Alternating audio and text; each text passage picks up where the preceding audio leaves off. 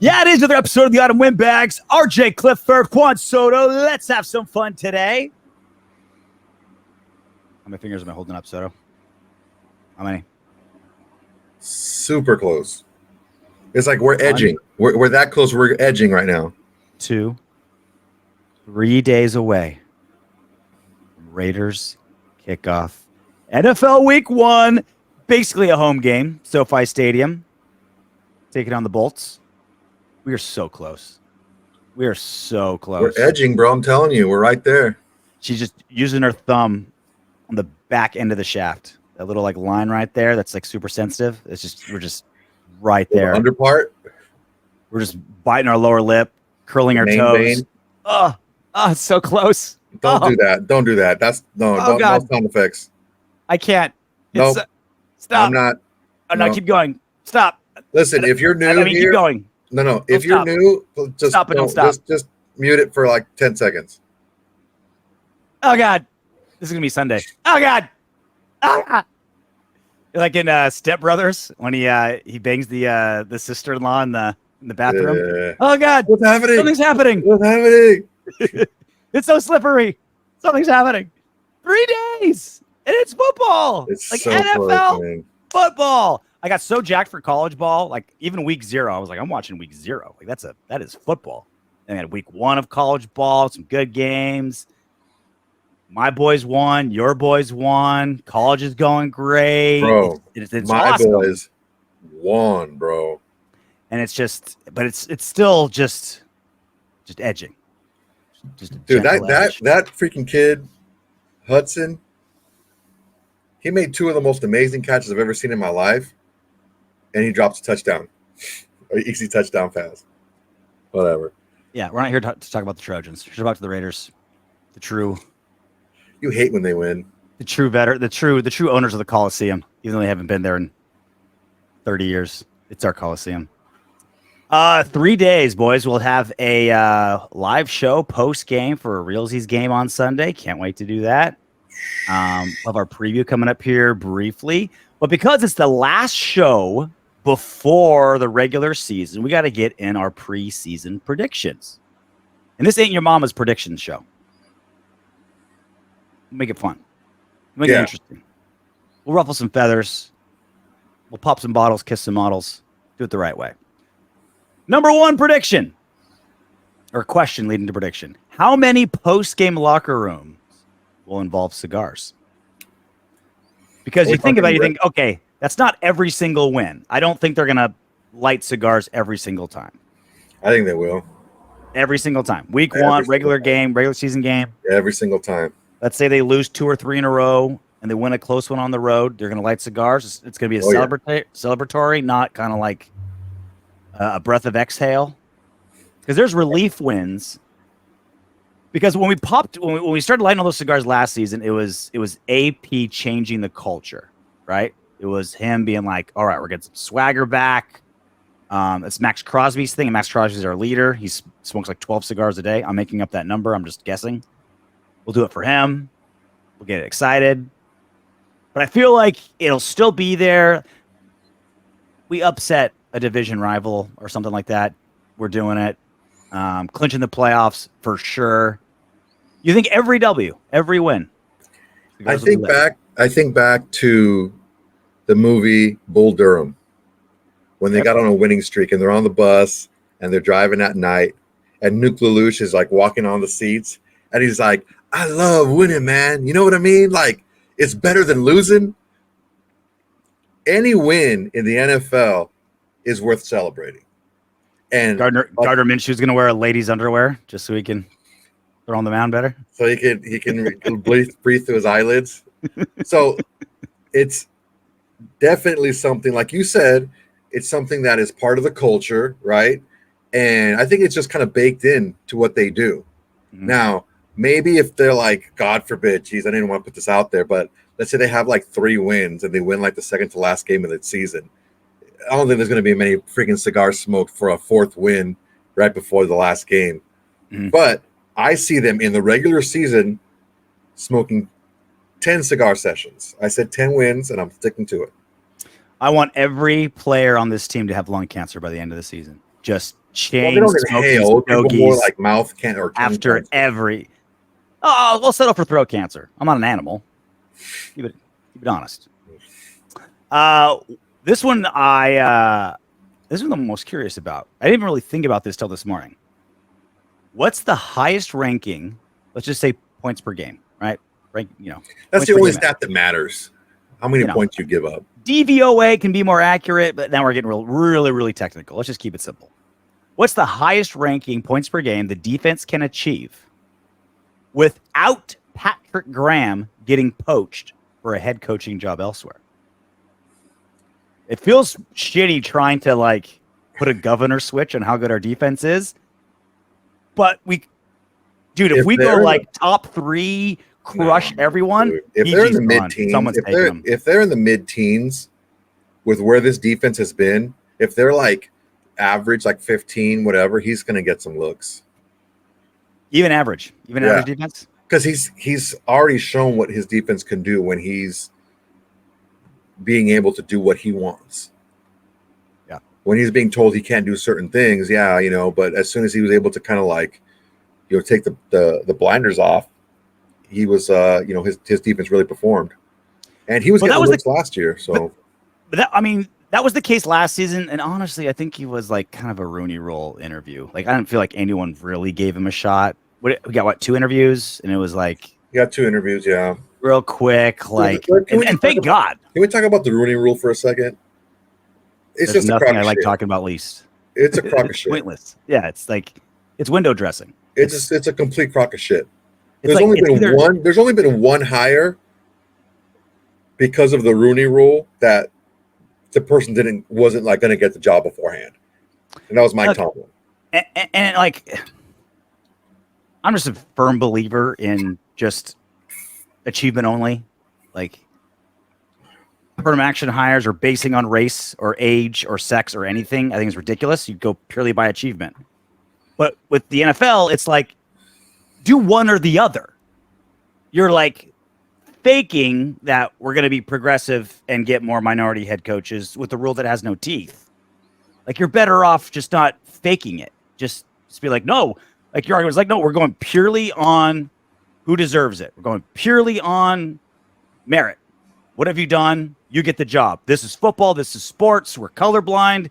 Whoever gets the job, that's who they get. Instead, it's like, well, you guys need to pretend like you care about a minority coach. Then you can hire the white guy. You're like, look, I'm all about like fairness, and the only fair thing in a production-based business is production. That's it. That's it. Now the problem is that's simple. You're not hiring a lot of these coaches off of production. There's some coaches that have been hired that didn't have a big like track record. Some of them worked, some of them didn't. 100% of coaching is nepotism. Like, it's just the head coach gets hired, and you're like, oh, I was with him in KC, or I was with him in Jacksonville. Or this is a big misconception. It's not. It's not who you know. It's who knows you. Mm. You can. Oh yeah, I know that guy. I've met him before. No, if he doesn't remember you, it doesn't matter. He needs. They need to know you. It's who knows you. It's not who you know. And it's not unlike any other real job in America, really. Like, if some guy gets hired as VP, he wants his guys that he's familiar with, and if it's working correctly, they're good. He's like, I've been in the industry 20 years. I know who's good at these jobs I need. That's who I'm hiring, right? So that should be it working correctly. But sometimes it's just like, I just like this guy, so I'm gonna hire him. Right? Like the cut of his jib. That's our biannual Rooney Rule rant that we throw out there.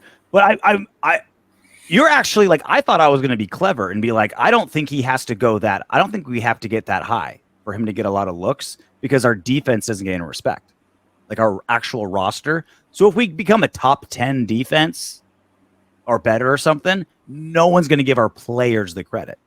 And in fairness, Patrick Graham deserves a ton of credit, a shit ton of credit for this defense getting good.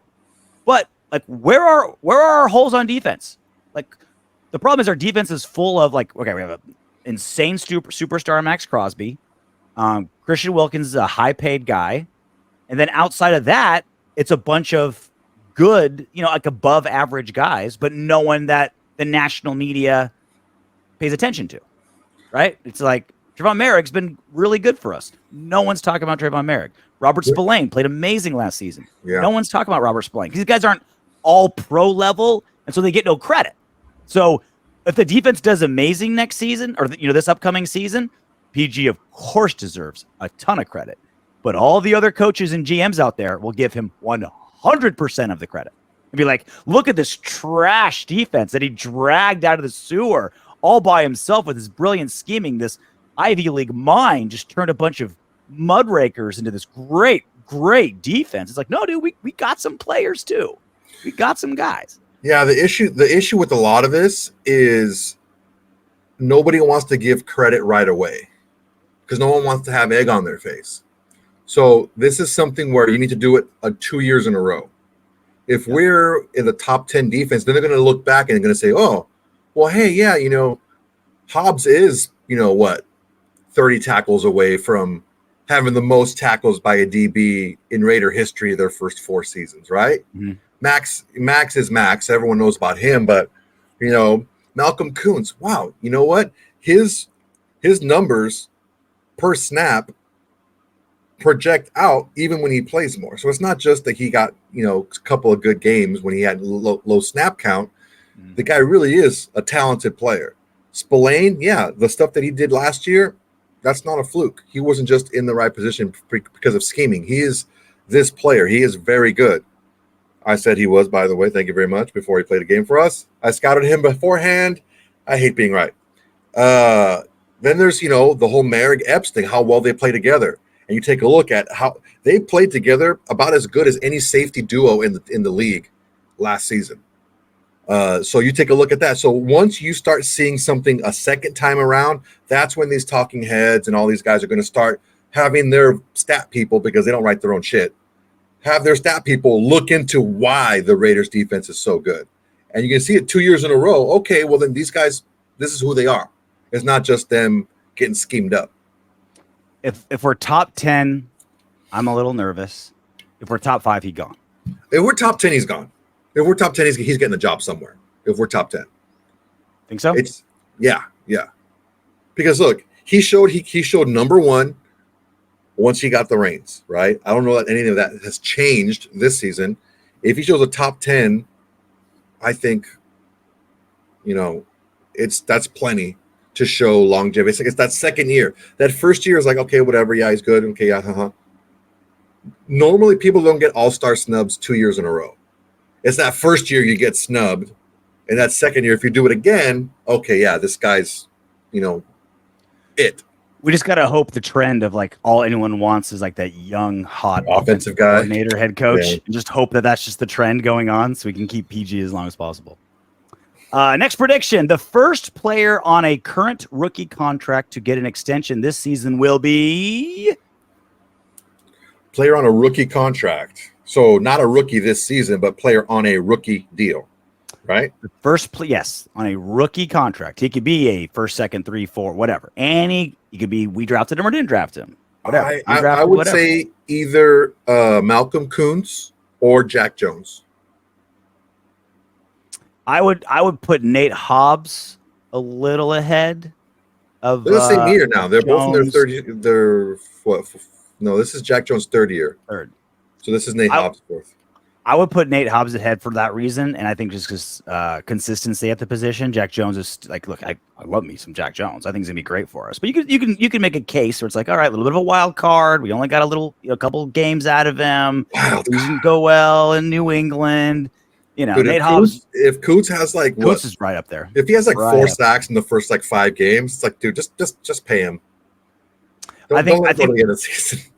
I think we saved that $30 million in cap space for Hobbs and Kuntz. I think that's why it's there.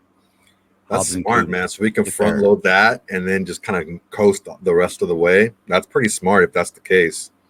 It's like I have to be super liquid right now because I have to have like a down payment for when I want to buy the house I'm in that I'm renting. So the second they say you can buy, so I can't have my money in Roth IRAs or long-term stuff. It has to be able to come out now. That's the Raiders. They're just like, let's keep some cash sitting right here so we can do it right now when we need to, and then we can save our money coming up for hopefully a franchise fucking quarterback at some point. Would be nice. Can I have an aside? Can I have an aside for a second? Aside away. I was totally gonna go, even though I didn't have tickets, and that's fine. I was totally gonna go just a tailgate for the Raiders Chargers game, but it's gonna be like 95 degrees. I was like, Just go, just shirt off, wet towel around the neck. That's how it was at work today. A Stanley Cup, just all ice, booze. That's hot out here, man. It's hot. Next prediction: over or under 3.5 Pro Bowlers this season. Up. I think we're gonna do over. 4 or more. Yeah. Max, no brainer. We're getting a DB in. We're gonna get a DB in. You think so? Yeah. I think it's probably gonna be no one was Merrick. even close last season. I think it's gonna be Merrick. But offensively, I've heard by like 5 different people out there. I heard it on the Rich Eisen show. I heard it 3 different people say it on the NFL Sirius channel, and Warren Sharp said it as well, that Colton Miller has never made a Pro Bowl, and they're saying he's one of the best tackles. Like, how is he not making Pro Bowls? So I think, is this going to be Colton Miller's year this year? Bold claim, because he's coming off of shoulder surgery and he didn't get to play any preseason. So he's like, that'd be a big bounce back for him. Nice and healthy. They just kind of held him out. Like, look, you're good. You know what you're doing. Just take the mental reps. Don't get beat up before the season starts. We need you for the season. From what I'm hearing, the Bowers Spillane things weren't that bad. They're just like, you know what? Why? Yeah. Why are we going to put him out there? Yeah, I'm not worried about those two. It was the like, massive shoulder surgery, no preseason, no training camp. Fine. So there's 3. I think we're going to get a weapon. Well, and there's also going to be one of our kickers, if not both. That was going to be my thing. One of the kick. I think Max, a special teamer. I don't think a DB's getting in. None of them were close last season. If someone does, I think it'd be Jack Jones because he's more flashy. Like, he's the pick six, possibly, big interception guy. Whereas Merrick's more like one of the returners. Not getting beat. One of our returners. We would. I think we're gonna backdoor it. I don't think it's gonna be like 2 offensive linemen, a linebacker, an all-pro corner. It's gonna be like long snapper. Dude, Minshew might Derek Carr. Kickers. Like I said, Minshew was a Pro Bowler last season. Like the 4th right? freaking alternate. He might a Pro Bowler last season. Bro. Like, that's what I'm saying. If we do, I think we're gonna backdoor it. And I think, like I said before, I think our team is loaded with above average players. There are very few just giant, sexy, like, this guy's the shit. I think Davante bounces back, dude. I think he bounces back. I don't think the scheme is going to feed him crazy. I think there's a lot of other targets. Run first. I mean, I still think he's that good. I still think he's as good as he's been. I think the scheme isn't going to help him quite as much. I mean, if you throw him 6-7 balls a game, that's what 6 a game is. I mean, he's for that kind of money, he needs what 7 to 9 targets a game. About 7. If 7 is what 70 and 120 targets. You know, he's only like the 7th highest paid receiver now. He was number sweet. 1 2 seasons ago, and now he's these guys are getting some. Now he's like 7th. Cheddar. I guess that kind of changes the equation. Cheddar Bob. Before we got him, we're just like, we need Carr to throw the ball 50 times a game between Davante and Hunter and Jacobs and like all these guys we got. You're like, oh, we got to throw the ball so much. Now it's kind of like, no one's that expensive anymore. It's not that big of a deal. He's I see a bounce back season for him, man. I really do. I mean, for sure after last season. Last season wasn't even that bad. 1,000-yard guy, but that's by his thing is even having the corpse of Jimmy Garoppolo and Aiden O'Connell throwing to him with like a system that no one was really comfortable with, he still made it over 1,000 yards and 100 catches. So 10 Pro Bowlers. There, that's our prediction. Jesus. Problem I don't know solved. about that, but yeah, it'd be nice. True or false? Brock Bowers this season will give up and shave his head. No, I think it would be next season or the season after, just because if he would have shaved his head, it would have been during the hottest part of the season. And that's like during the summer, during training camp, the grueling practices outside, stuff like that. This is my favorite photo ever of any player on our team. Dude? Ever. He looks like a serial killer from the 1970s. Why, dude? Who is? Look at that who look. Who is? Oh my God, bro! That's I don't give a shit about my hair. That's I don't give a crap. I just worry about football, which I kind of like. I kind of like it at tight end. So there's this podcast. It's called Bad Friends. It's with these two comedians, Andrew Santino and Bobby Lee. And one of the producers is this guy, Carlos. This guy, Carlos, has like, his hair is terrible. He's got like bacon strips on top and just a bunch of bushy wild hair like on the sides.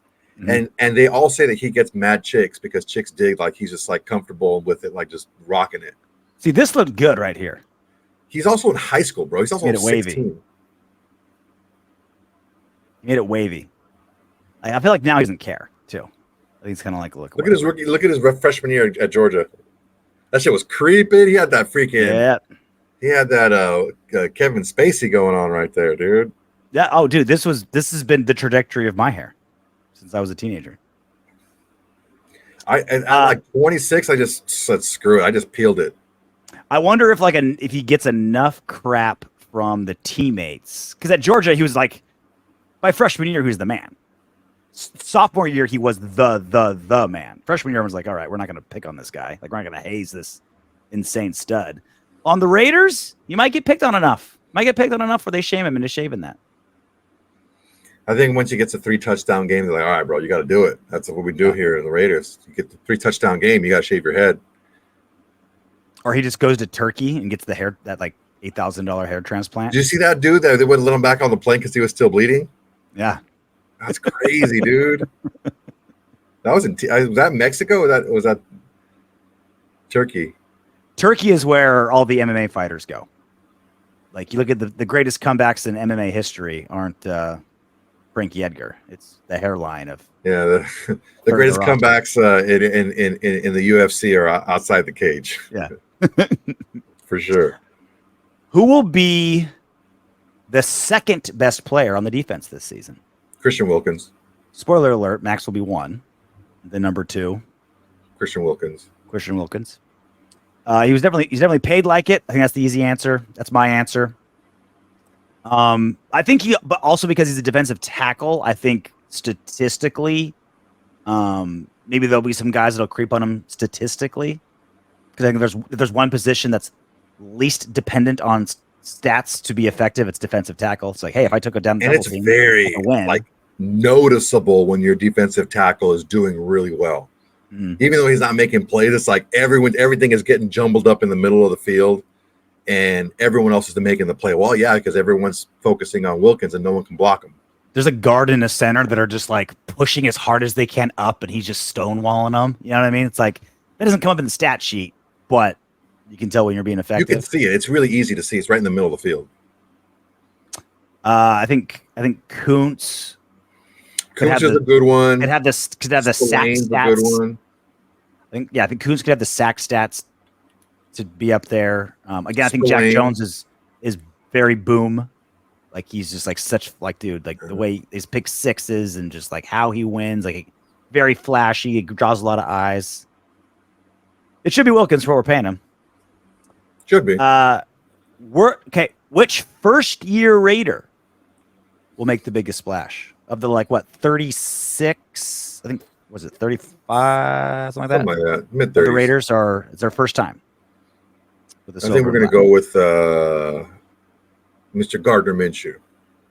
QB1. Can't go wrong there. I don't understand the hate that he's getting. I think people see preseason football and they think that's the way that the regular season is going to go, just because it's the same players playing, but it's not like the right combination of players who are going to be playing. and the play calling is different, and you're not scheming for a specific team when you go into preseason. You're just throwing plays out there. I mean, what he's shown is the ability to not throw a lot of interceptions, even though people say he's inaccurate. He's like a 63% accuracy for his career. Mm-hmm. I can't guarantee anything. When people say, "Oh, he sucks," like based off of what? We went through every single one of his seasons and why he wasn't the starter those seasons. He was never there to be a starter in any of his seasons. And I mean, he won the job this season. I don't know, man. I haven't seen quite the Minshew hate. I've seen a lot of Minshew indifference. Like, we know who he is. You haven't been looking at what I'm looking at. Yeah, you gotta look at better spots, man. Stay off those comment sections. Nothing but toxicity. Stay away from the comments. Let me share something with you real quick, if you don't mind, sir. Take it over. Jesus, take the wheel. All right. So there's a stat that I found. I follow Warren Sharp on Twitter. He's great. And here's a stat here. He said, drives are over 10 times more likely to score a touchdown with even one play of 15-plus yards. So just one play of 15-plus yards is 10 times more likely to score a touchdown. 0 explosive plays. 4.8 of those drives reached the red zone. 2.3 of those drives scored a touchdown. If there is just one explosive play, 15 yards or more in that drive, 39% of those drives reach the red zone. 28% of those drives score a touchdown. That's way more than 10%, or 10 times more. And one of the big things that, what am I doing here? You need to push remove. There you go. One of the big things that I said before the quarterback battle even got underway was if Aiden O'Connell can improve on his ability to throw the ball down the field, then he should win the job. He's the most poised in the pocket, right? Looks the most comfortable in the pocket. He's accurate out of the pocket. He releases the ball on time, stuff like that. The issue is he's not mobile. He can't create splash plays off what's that word, off schedule, right? And he doesn't make plays downfield. And we saw it last season with everything the defense gave him, right? Top scoring defense when he was in there. Top turnover margin. Most defensive touchdowns scored during that time. Biggest differential in starting field position between him and the opponents. With all that stuff going for him, he was still only a 500 quarterback. And that one stat should tell you one of the big reasons why, or the main reason why, Minshew was picked over O'Connell is he showed the ability to push the ball down the field.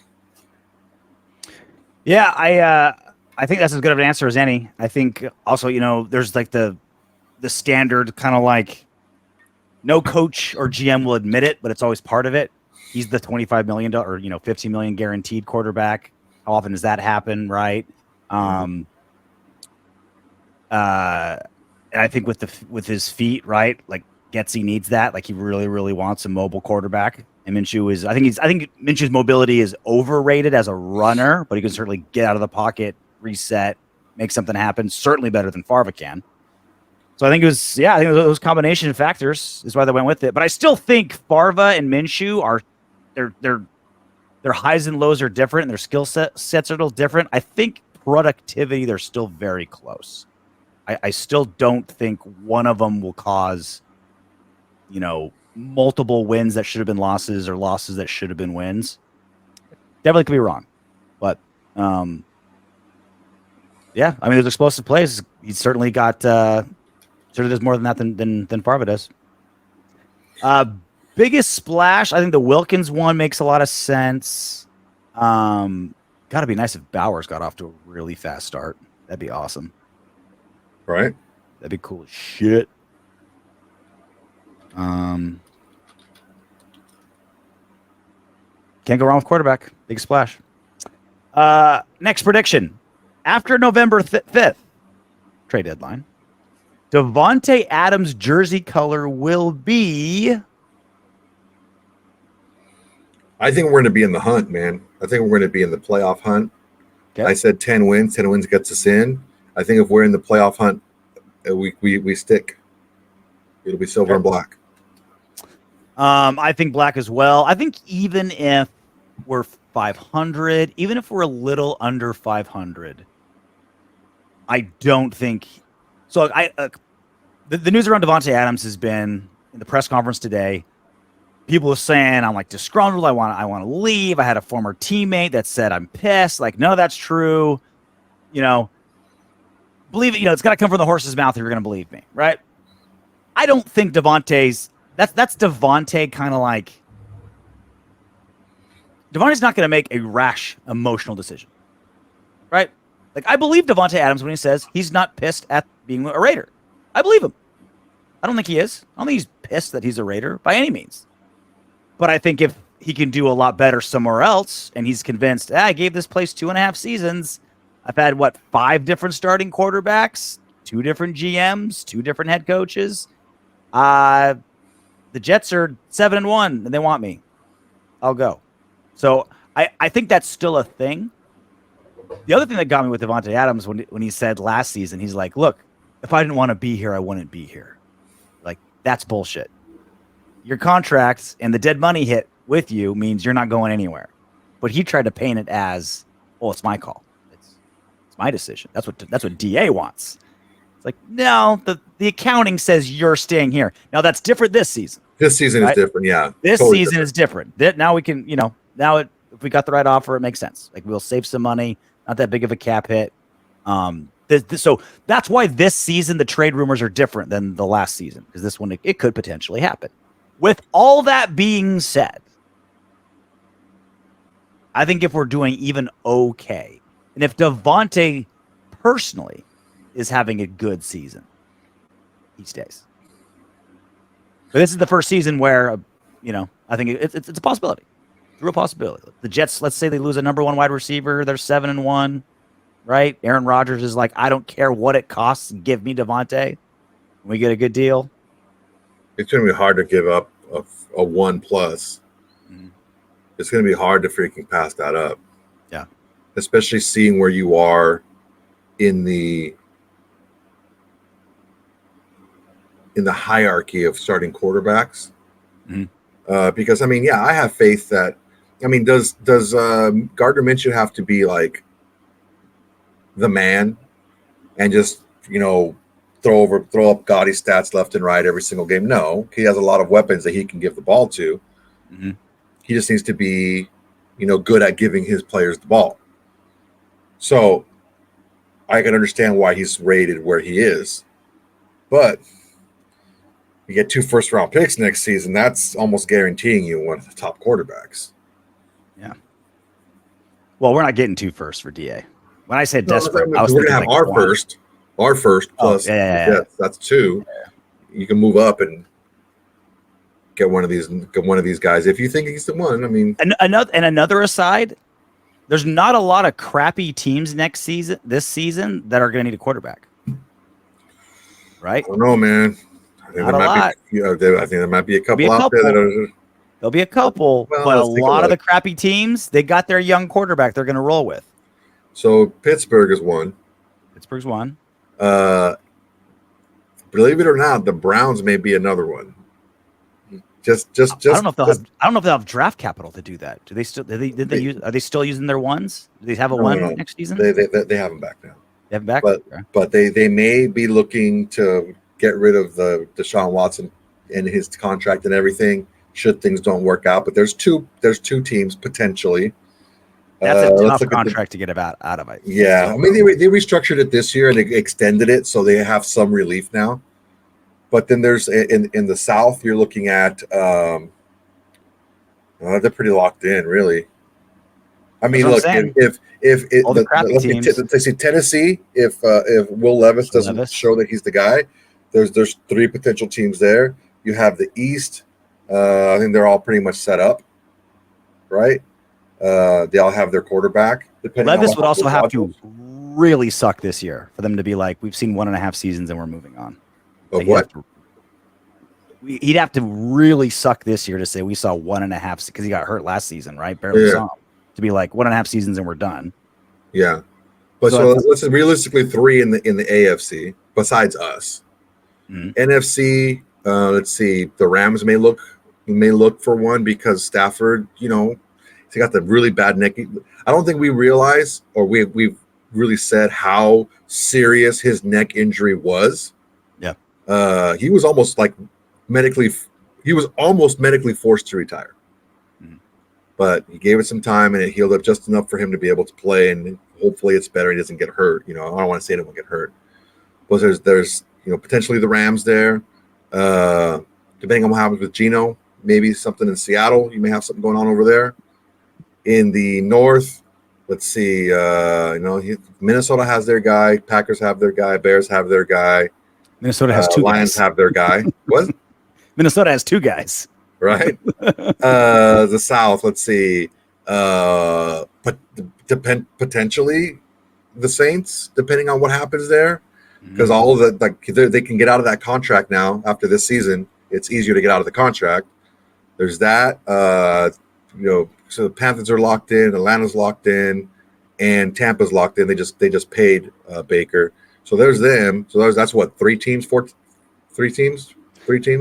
So there's 6 potentially extend and these are some of them are big maybes. I think some of those 6, but the Giants for sure. So that's 7. So that's at least maybe the freaking Dallas Cowboys, depending on what happens with Dak. Yeah. So let's just say 7. So 8 teams potentially. At most, right? At most 8, probably at least 3 or 4 are we're committed to getting a high quarterback. Those are the shakiest quarterback situations in the NFL. Yeah. So it's not a lock. Not a lock, but it's nothing like this year, right? Where everyone needed one and they were all in a position to do it. Last prediction, and really the biggest one. How many wins will the Raiders get this season? We did a poll question. 0 to 4. Only 5% of you said that. Love the optimism. 5 to 9, 39%. 10 to 13 wins, 52% of you. That was the leader in the clubhouse. And 14 to 7, 4% of you. So over 90% of you put us in the 5 to 13 range. Nothing too crazy, nothing too awful. Just kind of steady as she goes. Middle of the pack. Well, yeah, I mean, it's very rare. I mean, even the worst teams last year won 4 games. It's very rare that teams go 0 to 4, especially when you have 17 games. Mm-hmm. So the bulk of them are going to be within those 2. And basically, yeah, I like it. I like that we have fans that are pushing for us to be in that 10 to 13 range. I think 10 is pretty realistic. There's a lot of teams out there that could fall back to old form, but I think that's very rare, considering that there hasn't been a lot of youth injected into a lot of these teams. And some of the teams, I'm thinking about the Rams specifically. They got a lot of youth. They have it's something stupid, 20-something rookies. It's first or second year guys, and a lot of them aren't seasoned rookies where they played a lot their rookie season. You know what I'm saying? So there's quite a bit of fat for us to feast on, but we have to bring our A game. And if we play like we did to end the season last season, I think we can get to that 10 pretty easily. The answer is 17. So it's the only acceptable answer. 17 wins. 17 and 0. And then a Super Bowl. Duh. So the Athletic did they do these different versions of this all the time? Pissing me off lately. They had they collected 31 different GMs, coaches, scouts, coordinators, office executives, and just kind of hit them with random questions. And you can't really hate on the Athletic for this one. They're just tabulating what people told them. But you can certainly hate on whoever gave the responses. Which is the most unstable franchise in the NFL? Panthers got the highest number with 9 of 31 responses. Raiders got the second most with 7. So according to the 31 people polled by The Athletic, the Raiders are the second most unstable franchise in the NFL. And when I just saw this number, I just kind of thought to myself, I'm like, look, it leaves a bad taste in my mouth. It pains me to say it. I hate admitting it. Over the last 20 years, no playoff wins. We have the second most losses out of any team in the NFL. We've had God knows how many head coaches, GMs, one of our coaches got fired because of emails. We've had players go to jail. The entire front office just got like wiped clean a season and a half ago and just kind of like quietly got replaced. I kind of thought to myself, like maybe they're kind of onto something. I mean, like, okay, I can see their argument. But then I saw their argument, Soto.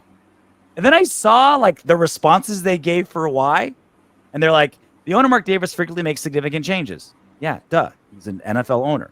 The buck stops with him. You put Josh McDaniels and Dave Ziegler in charge and fire them after less than 2 seasons. Yeah. You need to get rid of them after less than 2 seasons. They proved they weren't the guys after less than 2 seasons. Those were correct firings. Now the Raiders have an inexperienced coach in Antonio Pierce and a retread hire in GM Tom Telesco. Of course he's a retread GM. God you want damn, a brand new guy that's never done it before? Me? Are you fucking kidding me? You want like that's what it is in the NFL. These guys just GM bounce around. What is the what? Fucking hell, dude? This is why I said I was freaking pissed off. This is such slanted bullshit. Yeah, I would rank them lower if they kept McDaniels and Ziegler. Yeah. What have I been saying about the quarterback? I'd rank them lower if they hired a GM who'd never done it before. But they're like, no, he's a retread. Oh, so he has experience at the position. Oh God, heaven forbid. So it's like what I was saying about quarterback. It's not always finding the guy that's the guy, but finding out when he's not. And this is the same thing here with these guys. If these guys aren't it, why waste your time? Go find what's it. Go find the guys. So instead of if we didn't get Telesco and we got some guy with a first timer, well, they got a first time GM and an inexperienced GM. It's like they're gonna find ways to shit on us. Like they could have switched it around. Now the Raiders have, let's say they hired a coach that had been a head coach before. They have a retread at head coach. An inexperienced GM. It's like if they would have spec one of them for not having experience, and you spec the other one for having experience. Like if they would have gone like for example, they would have gone like Mike McDonald, who went to the Seattle, right? Mm. They would have had him, and they would have hired Champ Kelly. It's just so stupid, dude. It's so that's what pisses me off. Is it like it's the same old thing, man. Like if you have a taste in your mouth about a franchise, or it's a confirmation bias, and you're going to look at everything slanted in the way that you already think, or these guys do at least. I could be hit with a dose of reality about my favorite football team if you give me a good argument. If you're like, hey bro, I hate to say it, X, Y, and Z, here's the numbers, here's the data. What do you think I'm going to put them? You're like, fuck you, damn it, but you're right.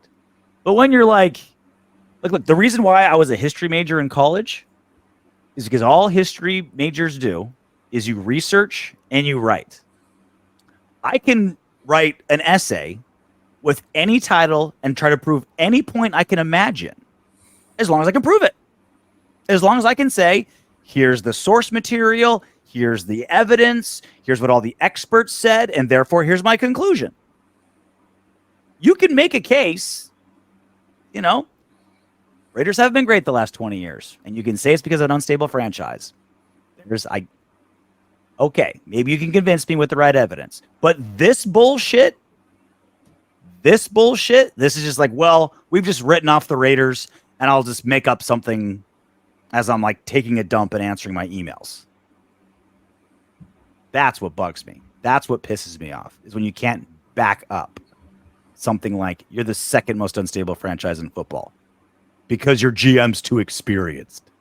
Dude, the freaking Jets traded for a star pass rusher has never shown up. Mm-hmm. Like, you traded for a guy and you didn't have a contract secured for him. Like, that's what? That's You've like us given, trading. That's you've like given us the trading power of your entire franchise to a 41-year-old quarterback that just chooses not to do mini camp and would rather be in a dark room by himself. Like, that's who's in charge. Aaron Rodgers even said how important it is to be there in like training camp and all this stuff, and he just didn't show up to a lot of it. It's like, I don't know, man. There's a lot of football to be played because a lot of these games come down to one score. Very rarely you're going to see a bunch of blowout games. Mm. Even teams, maybe you get some, a team that's it's a tight game, but a team scores late and puts it out of reach late or whatever. But it's back and forth, halfway through the fourth quarter. Mm. So a lot of things have to happen, go your way to win football games, and I understand that. But just to be blanketly just shitting on just finding the most just minuscule things, the most nitpicky things. Well, it's contradicting yourself. It's like, this guy's a first timer, but this guy's experienced, and they're both wrong. That's what gets me. That's what really. It's not even nitpicky. You want us to get the fucking guy from you want us to get Lynch from the fucking the Niners? Like, yeah, you know why we didn't hire a freaking like elite superstar GM in the league? Because those guys don't leave their freaking jobs. Mm-hmm.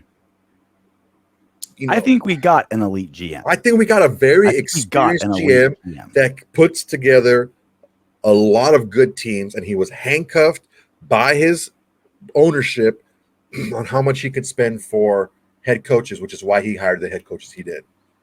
If you're blaming bad ownership, like, how can you say the Chargers aren't the worst? They've had nothing. They've been loaded with talent for as long as I've been around and can't win shit because of coaching, leadership. Well, one of the teams that should be on this list, but they're like, oh no, the owner had to leave, therefore they're cool now. It's like, obviously not. This was one of the craziest headlines I've seen in a while. So nuts, so freaking dope. This is crazy. So O'Keefe Media Group, if you don't know who they are, they've gotten a reputation, well earned, of they'll have their journalists go on dates with important people, get them to be honest and just act like they're just like trying to brag so they can get laid, and they record it. So I've never heard of this guy, but he's the NFL Commander's VP of content.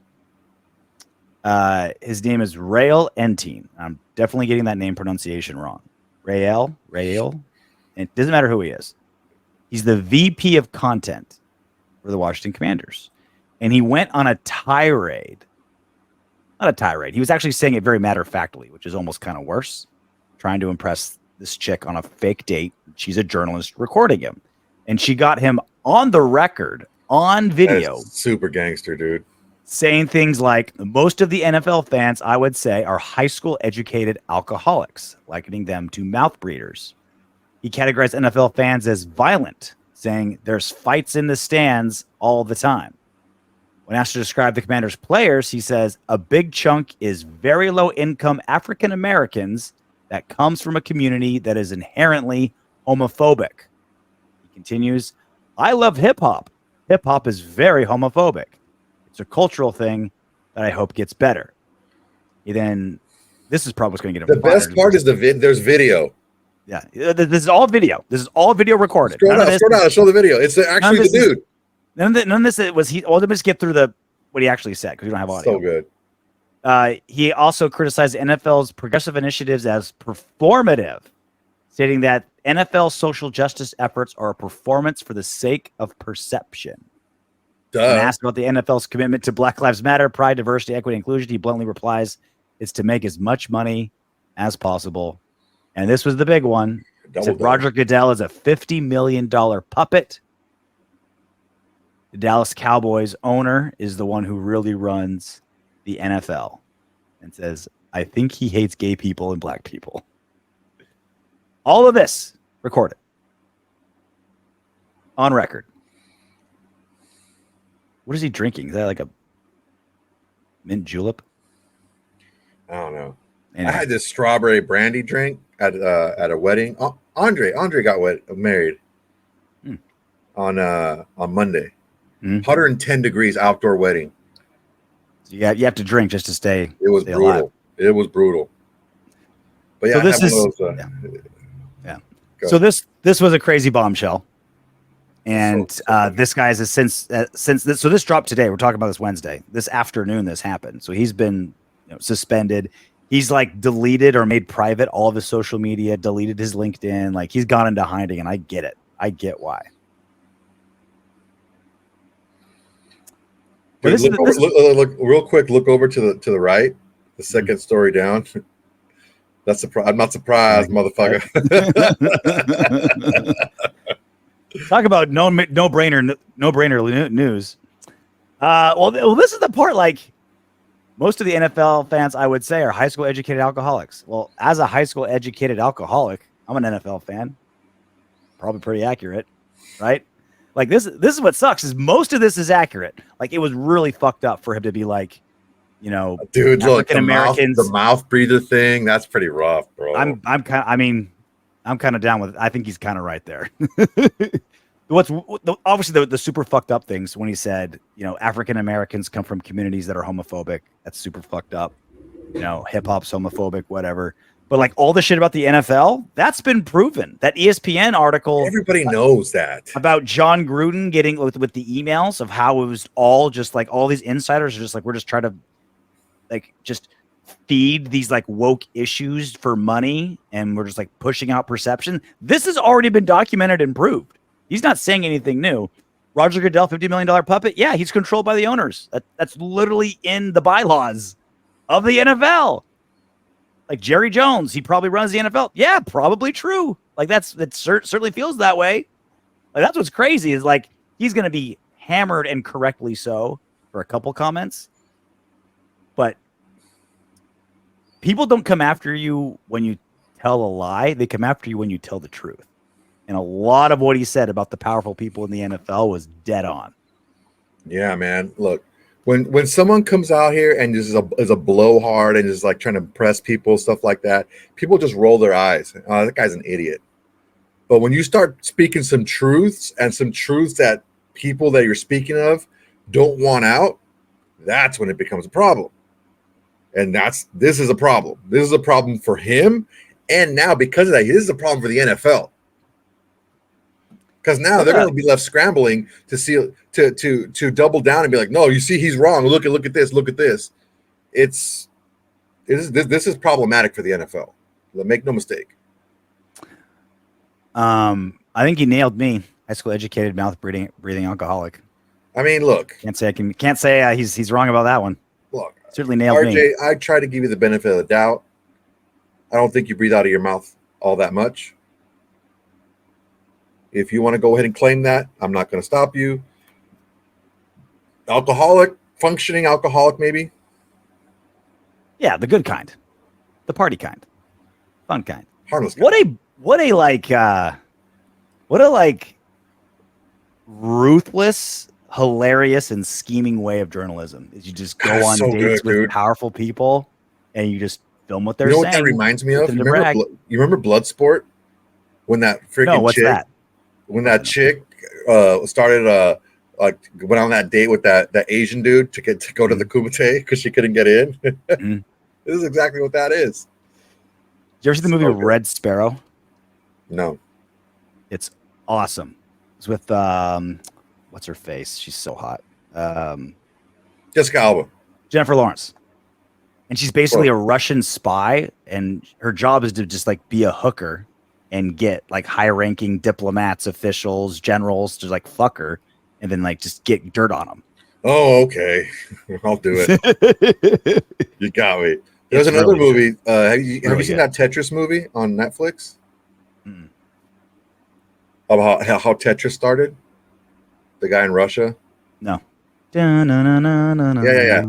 So there's like a chick. I'm not gonna spoil the whole thing, but there's a chick who helps the American that goes over there and wants to track this guy down and pay for the game, the licensing rights to the game. She acts as a like an interpreter. I'm a Russian to English interpreter. I can help you. And there's like a bunch of them standing outside of like a hotel, and she ends up being in the KGB. Yeah, there's some you don't think it sounds like, oh my god, I'm so shocked this happens. Like this has been happening in the human civilization forever. That happens forever. How can I get? Why do you think Belle Biv DeVoe said, "Never trust a big button smile"? How can I get her lover? That girl's poison. How can I get a powerful, horny man to spill his guts? Have him brag to me about all he knows about his business. So we're up against it. Do you want to do our Raiders Chargers preview later? Do you want to rush one in? I can get it in 5 minutes. We can get it in 5 minutes. Let's get it in. Let's spit on it, get it in, get it done. Yeah, just as long as you get in the first time, you're good. We have our so Raiders Chargers week 1, baby. It's going down. SoFi Stadium. Chargers -3. Harbaugh's first game back in the NFL. According to Bill Williamson, according to Vivid Seats, SoFi will consist of 62% Raiders fans on Sunday. That sounds extremely low to me. I bet you it's probably higher. Maybe it's because it's opening day. Some of the Chargers fans are still going. That seems that would be the least amount of Raider fans at a Charger game at SoFi. Never. Injury report. We're really damn healthy. Brock Bowers, Eckenberg. It seemed like they were just kind of like Eichenberg, very, very precautionary. Not a big deal. JPJ not suiting up most likely. So that's like, technically the injury that we got. Mm-hmm. But pretty damn healthy. Colt Miller hasn't had a chance to really practice at all because of the shoulder. But he was full today. Everyone was full today. Mm-hmm. Full bore. A couple things to watch for. I love some of these stats right here. With 47 rushing yards, Zamir White would own 444 rushing yards in his first 5 career starts, passing Bo Jackson, Josh Jacobs, and Marcus Allen for the most yards through 5 career starts in Raiders history, which is pretty crazy. Like, now that it's a passing league, he's going to pass up Bo Jackson and Marcus Allen. He only has 47 rushing yards. He's getting that. He's getting 47 rushing yards. No doubt about it. Dude, did you see how fucking good he looks, man? He's a brick, dude. Oh my god. He's built like Tyree Wilson, but like good at football. Hey, you guys at home, Google Takeo Spikes and his neck.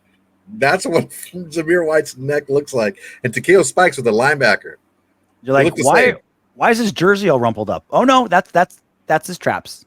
Those are his Trapzillas. That's his muscles trying to escape his body because they're so big. His muscles are like the fake tits on a porn star. You're like, who just like bolted these on you? Like that's not. Face is number it's 1. Crazy.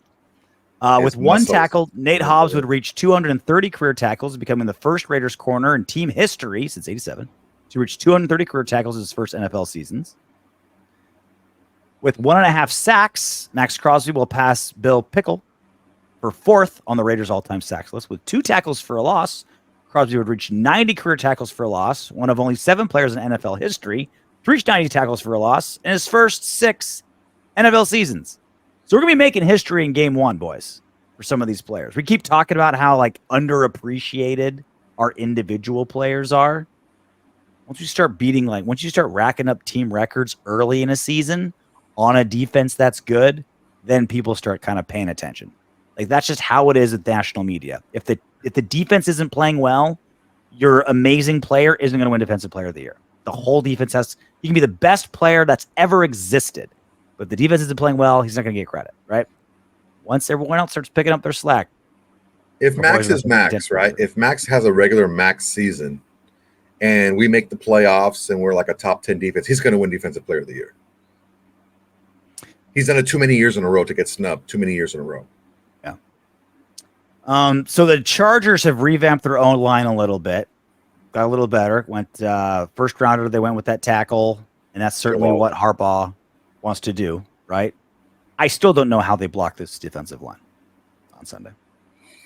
They're not great at guard. I mean, their tackles are really good.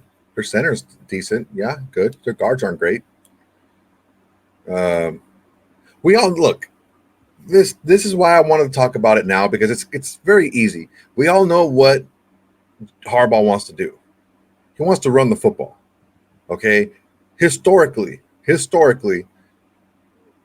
Jim Harbaugh quarterbacks don't change a lot of plays at the line of scrimmage. They just don't. And I don't know, especially, I mean, even as good as Herbert has shown he is, I don't think that Harbaugh wants to throw the ball 40 times a game. That's just not how he's built. And if you hired Harbaugh, this is what you're hiring. It's stout defense, it's huge defensive line, and ball hawking secondary, and flowing linebackers, and running the football. Those are his teams. And that's what he wants to build there. So which is unfortunately probably our weakest spot, right? Yeah. I mean, look, you picked up like J.K. Dobbins and Gus Edwards, who they brought in. They still got it. Like, I know they've both had their injury history. They're kind of getting up there. But if you want to thump behind big tackles, those are two nice guys to have thumping with you. So our boys have got to be feet in the dirt, eye black on, wrist taped, getting ready for a street fight in the trenches. That's how it's going to be against the Chargers for as long as Harbaugh's there. And that's a fight we welcome. But it's got something you got to be prepared for. It's just it doesn't match up great as far as that goes. I still personally think that he doesn't have the personnel that a normal Harbaugh defense has. I think that even as good as Mack and Bosa are, they're a little bit smaller and lighter than he would like. He ended up getting a couple of bigger guys interior-wise for the defensive line.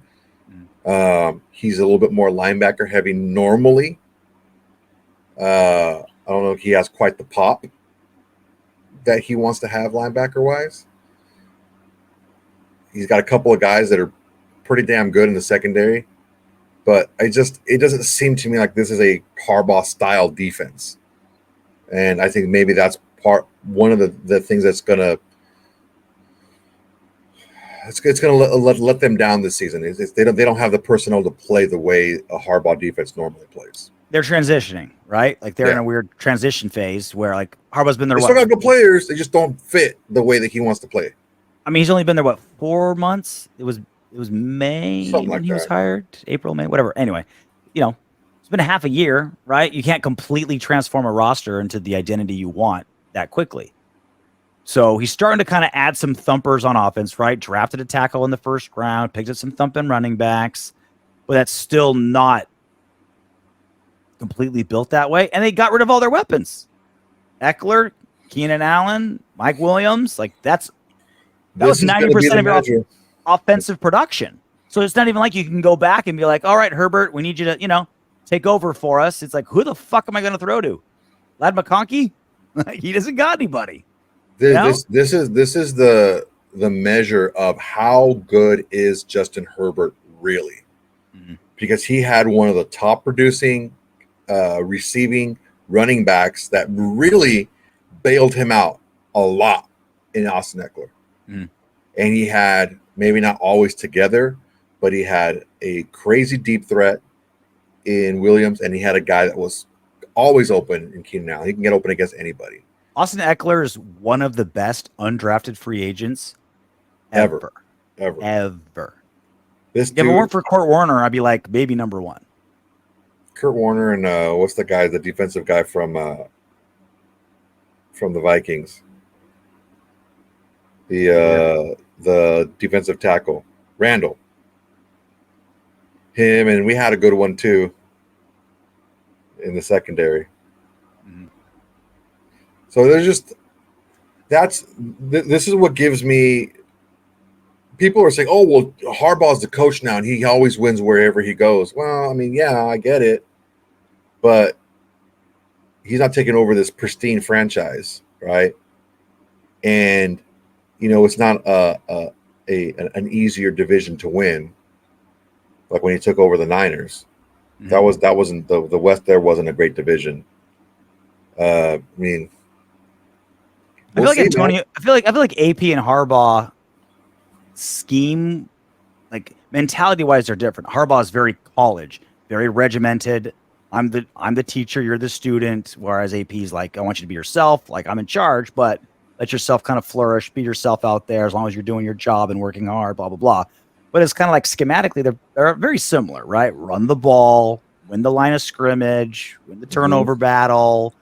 They're very similar, but I feel like AP has more to. We're kind of inverted in our tools. We have all these weapons and not the flashy quarterback. They got the flashy quarterback, none of the No weapons. Which one's gonna win, right? Like, who is Herbert? Like you said, you just have to like just prove that he's so good despite new scheme, no weapons. The better the quarterback you are, the less important your weapons are. You need less and less weapons. You still need a guy, one guy, but who's their one guy? DJ Chark. That's their one guy. Like, who's their one guy? Let me look up their. Let me look at their depth chart. Starters for the Chargers. They got that busto from TCU last year. Gus Edwards and Dobbins. Josh Palmer is their freaking big. That's Quentin the number Johnson. One. Come on, bruh. Yeah. Really? Gus Edwards hasn't played more than 6 games, I think, in like 5 seasons, dude. Neither has J.K. Dobbins. Or Dobbs. They're dangerous until they get hurt, which is every season. They're dangerous for the first 5 weeks. Yeah. Look, man, I could be talking straight out of my ass. I'm just telling you what. I mean, even if like Kansas City had, they didn't win because of their offense last season. They won because of their defense last season. Okay, and even then, they still had the tight end that will remain nameless. Yeah, who is that guy for this team? There is none. They got rid of basically all their receivers in Buffalo, which to what I would argue is the second best quarterback in the league, in Josh Allen. He still has Dalton Kincaid, who was probably one of the better young tight ends in the league. So it's like, yeah, you're leaving, you're letting some of these, Gabe Davis go, and you let Diggs go and all this stuff, right? Yeah, but you still have a guy. Who's their guy here? Josh Palmer's their guy? Quentin Johnson can't even catch balls in practice. I heard good things about Ladd McConkey, but I mean, what do you call it? Brock Bowers was 10 times the player Ladd McConkey was in college. Teammates. Oh, I'll put my DBs up against these targets all day long. I love these matchups. Our DBs, our scheme, our pass rush against these targets. Sign me up. Run defense, a little different. I think we might go like more big nickel. Your boy, Isaiah Palomalo, get him in there a little bit more. We go big nickel probably as our base against Harbaugh. As far as our offense to their defense, Joey Bosa his hand is still broken. It's gonna be in like a club, so it'll be a little limited. Our friend Khalil Mack, still kicking a little bit.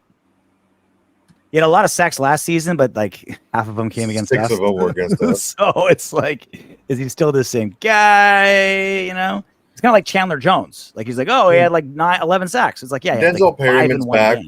Yeah, Denzel Perryman's back with the Chargers, but he's back with the Chargers because he got let go from the Texans. I mean, the best thing they got going on back there is going to be Samuel and James.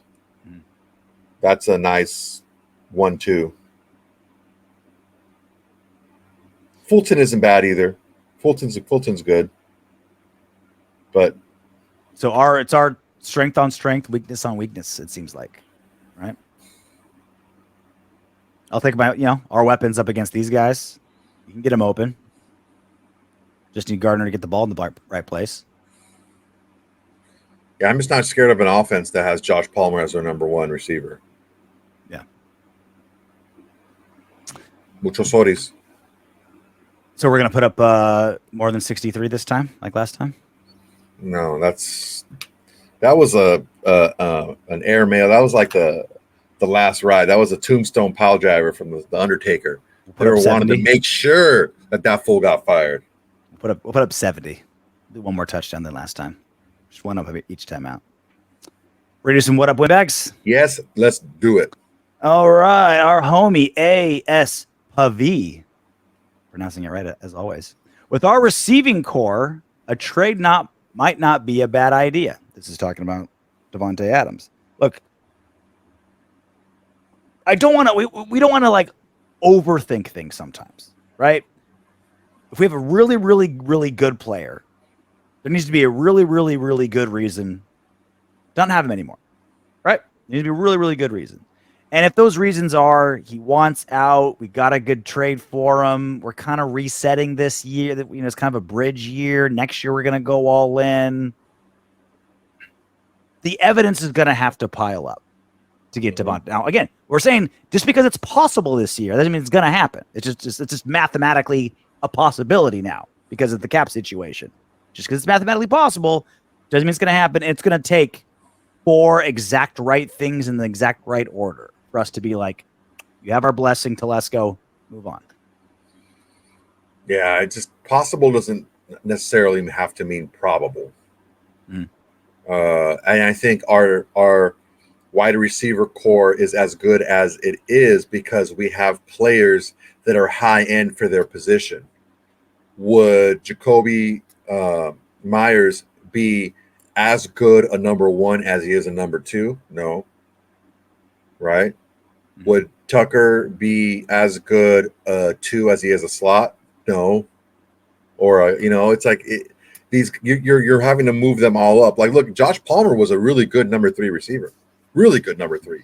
Hell, he was a pretty good number 2. But as a number 1, I don't know. I don't see it.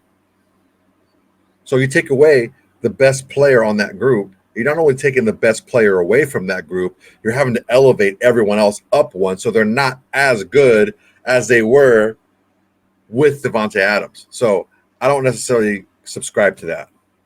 And then who would our number 3 receiver be in that situation?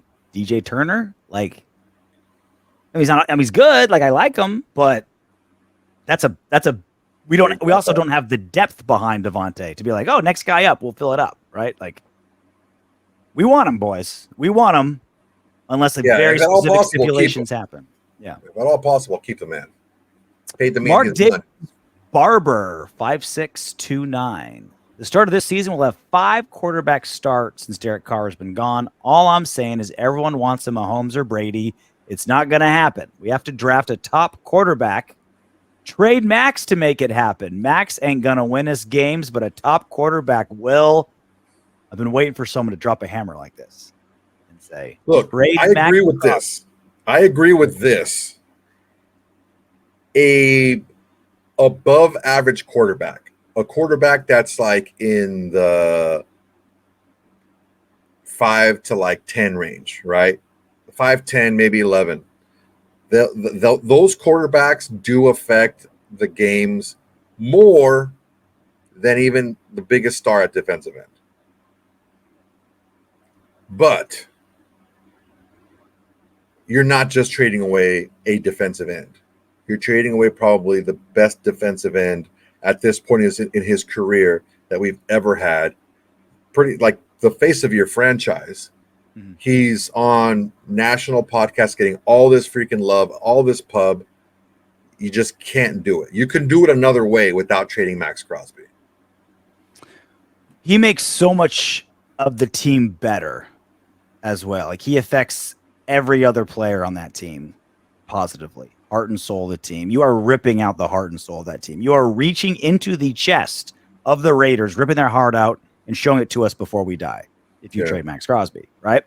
And on top of that, if you're talking like trade him to get a high draft pick, then you're even rolling the dice more. Like, even, twice. We all know, first round quarterbacks, 50% miss rate. You're going to trade a for sure Maxx Crosby, who he's not even in his prime yet, boys.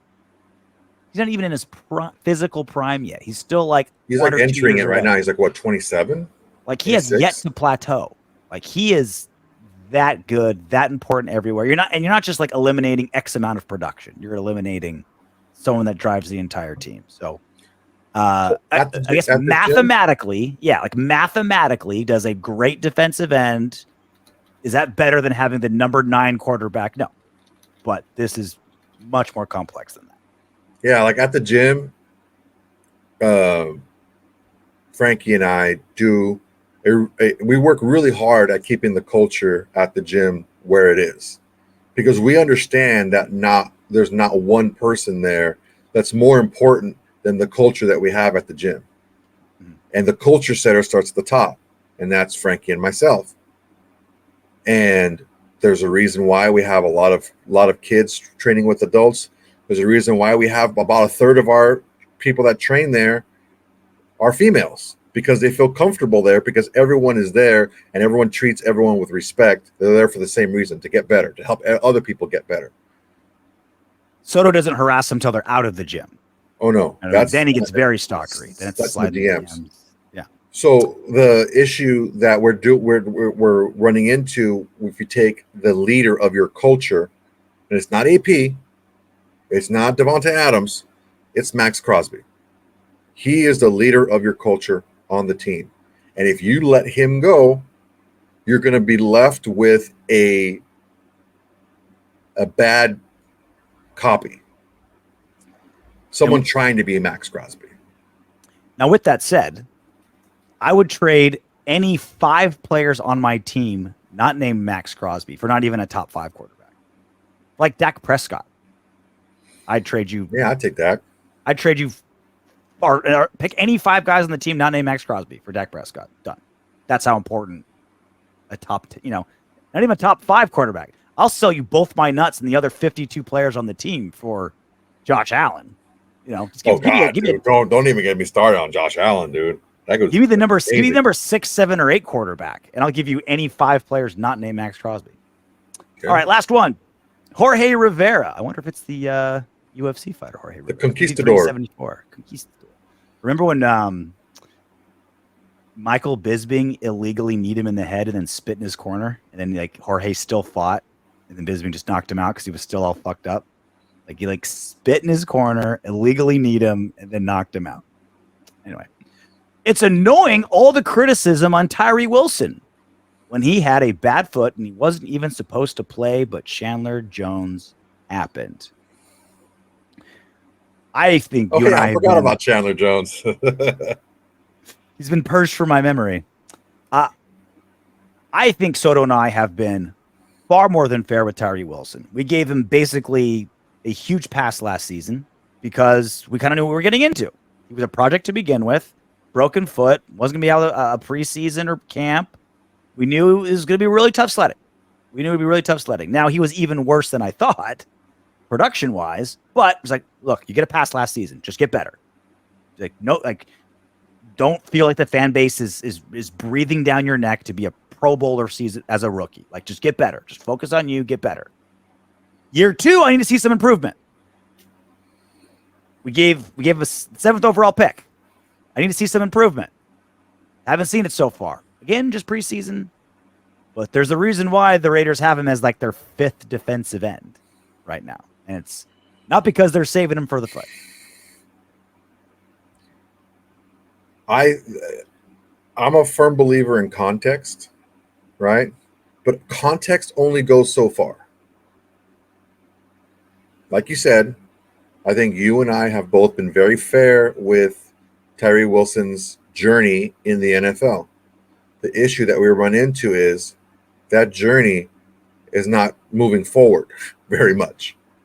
It's not a journey if you're just sitting still. Yeah. I mean, the world is spinning, but you're not going anywhere. I didn't see any improvement in his get off from last season. I didn't see any improvement in his awareness of where the ball was from last season. I didn't see any improvement in his pass rushing moves or his versatility as a pass rusher at all. From all the work he's been doing with one of the best pass rushing technicians in the NFL with Maxx Crosby, I haven't seen that any of that transfer over. And it's not defensively, as far as the defensive line goes, it's not about scheme. It's not about any of that stuff. So I don't want to hear any BS about, oh, well, you just said that these players wouldn't be as good because they're not playing. No, it's one-on-one. A lot of times on the end, it's you against the tackle. How do you fare against that tackle? He wasn't always going against number ones either. It's just his ability to get into the backfield and create some disturbance is just not there. It's all bull rush. If you can sink down and absorb that bull rush, that's really all he has. I will say, he has made a drastic improvement in how he looks getting off the bus. Holy shit! Did he put on some muscle? I will acknowledge that. Let's see it. I'm glad your bench press and deadlift improved. He's on the all airport team. Get him out. He walks off the bus first. Just make that. That's his contribute. That's at least the contribution we can get out of a 7th overall defensive end. All right. No time for bad vibes today. We got football this weekend, boys. We got some fucking football this weekend. It's a home game. SoFi is our town. SoFi is our stadium. LA is our town. Mostly Raider fans at SoFi. Afternoon window, not competing against a lot of other teams. You get to watch the morning games, get all lathered up, get all juiced up. Are you doing anything special for the game, or just gonna be just zeroed in at home? It's actually my birthday. Oh. Yeah, homegirl's coming over, maybe giving me a lap dance or something. There you go. Yeah. While you're watching Tyree Wilson? No. It's the early games. I got to shoo her away once the Raider game starts. I got to pay attention. I got experience of that last game, last show. What it's like talking to you when you're watching football. Huh? Yeah. What? Now I know what a woman's feels like. And a day in a pair of high heels.